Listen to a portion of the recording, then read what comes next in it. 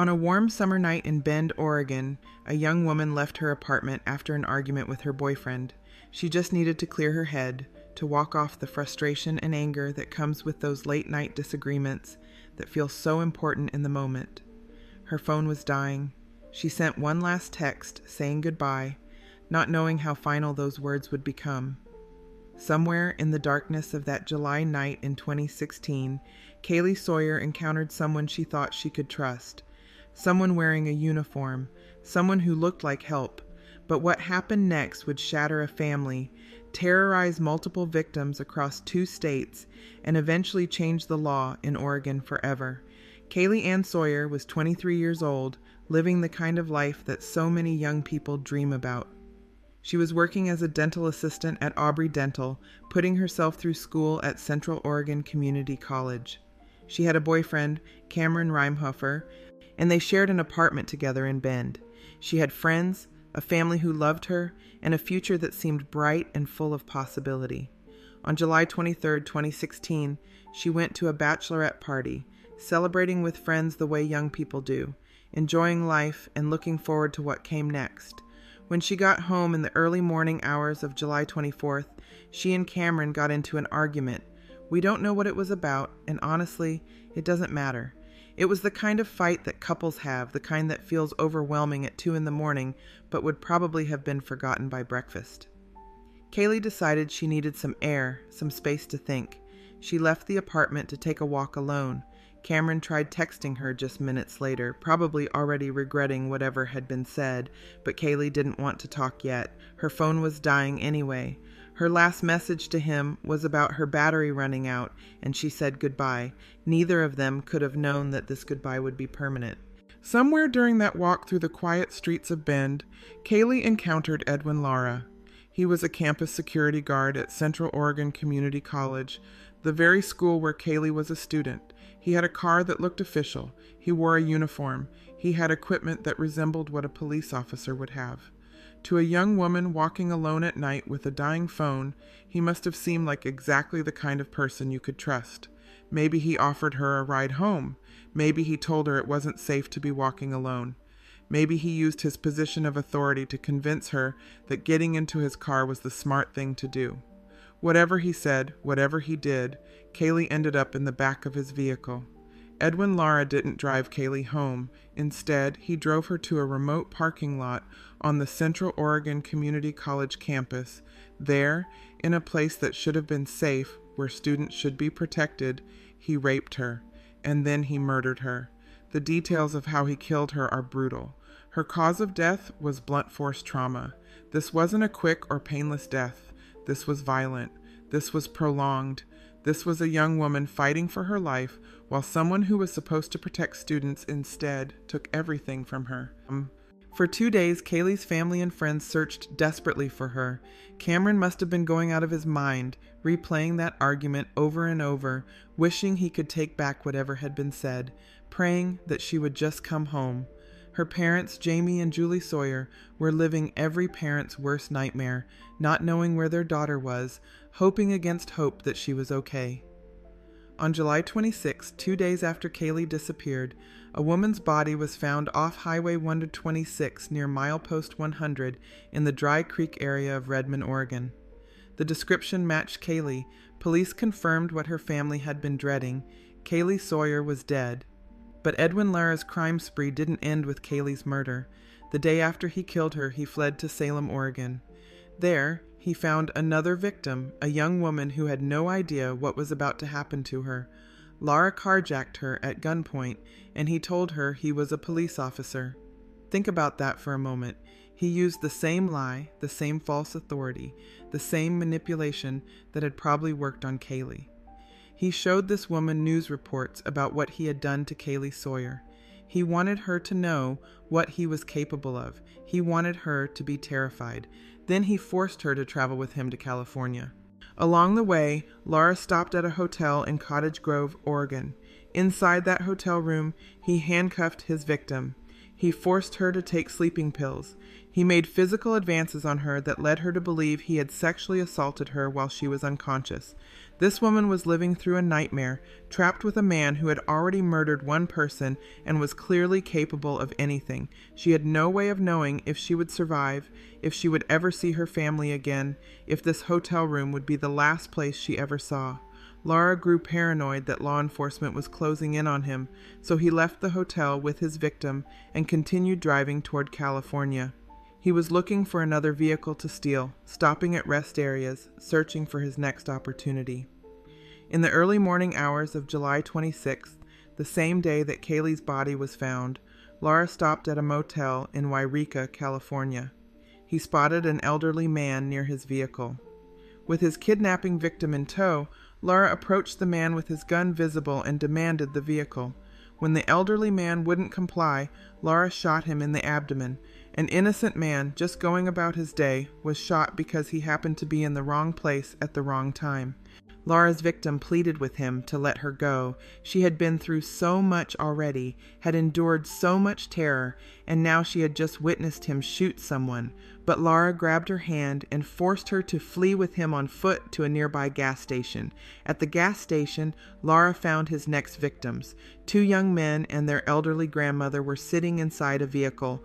Laura threatened to shoot them, forced his way into their car with his kidnapping victim, and made them drive. During that drive, Laura confessed to them. He told them he had an urge to kill. He told them he had already murdered a young woman in Bend. He told them he had shot a man in Yreka. These people were trapped in a car with a confessed murderer who was telling them about his urge to kill while they were completely at his mercy. Eventually, Laura dropped the 3 California victims on the side of the road. He threatened to kill them if they didn't cooperate, then continued driving southbound with his Oregon victim, the woman he had kidnapped in Salem. But law enforcement had been tracking him, piecing together the trail of violence he had left across Oregon and California. Soon after he dropped off the California victims, police caught up with Edwin Lara and arrested him. His 2-day crime spree was finally over. His Oregon kidnapping victim was finally free. In January 2018, Edwin Lara pleaded guilty to the murder of Kaylee Sawyer. He was sentenced to life in prison. In April 2019, he received a second life sentence for kidnapping and carjacking after pleading guilty to those charges as well. He will never be free again. He will spend the rest of his life behind bars, which is exactly where he belongs. But no amount of prison time can bring Kaylee back.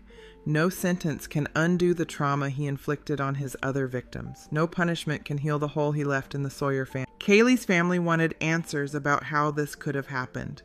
How could a campus security guard, someone who was supposed to protect students, have been in a position to do this?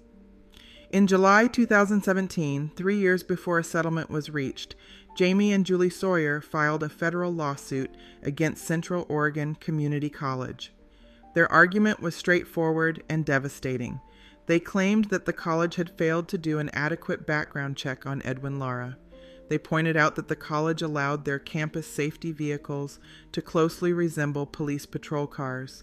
Their reasoning was that Kaylee had accepted a ride from Lara because she believed he was a police officer she could trust, and that belief, that false sense of security, had contributed to her death. In July 2020, Central Oregon Community College agreed to pay $2 million to Kaylee Sawyer's family. It was a settlement, not an admission of guilt, but it was an acknowledgement that something had gone terribly wrong. $2 million cannot replace a daughter. It cannot bring back the dental assistant who made patients smile. It cannot restore the student who was working toward her future. But perhaps it was a recognition that institutions have a responsibility to protect the people they serve, and when they fail in that responsibility, there are consequences.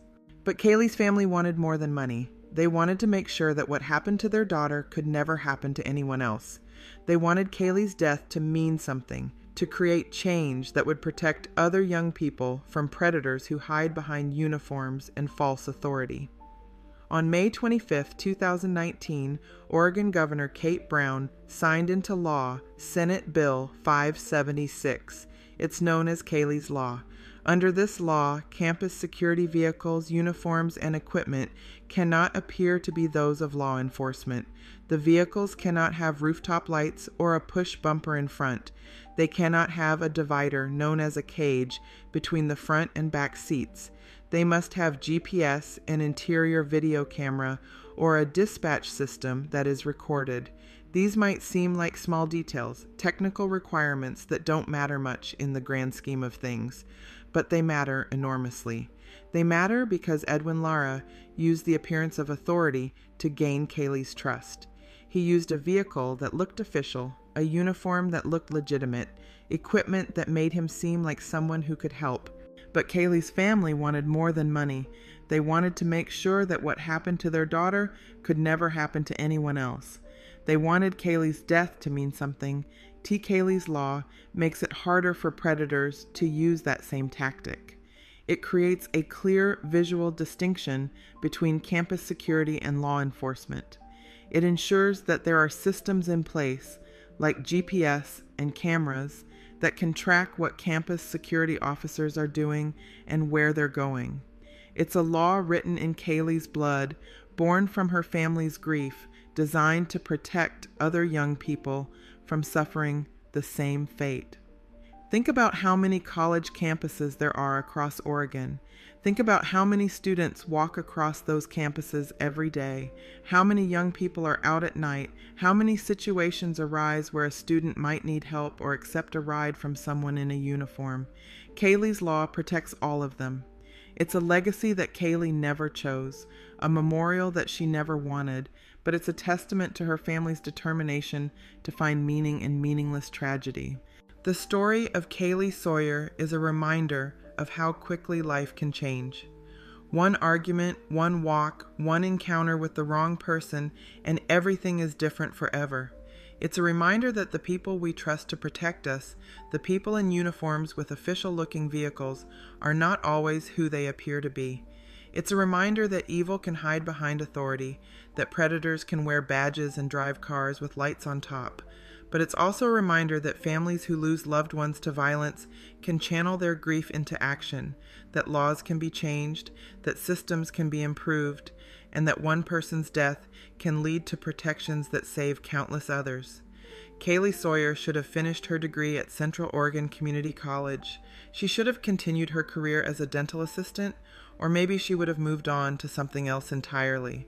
She might have married Cameron, or maybe they would have broken up and she would have found someone else.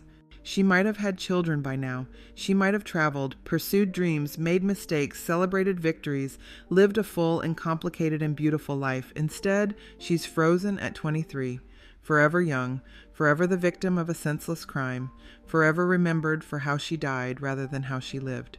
But because of Kaylee's law, other young people will have a better chance of making it to 32 and 42 and beyond. Because of her family's fight for justice and change, campus security across Oregon operates under stricter guidelines. Because Kaylee's story was told and retold, because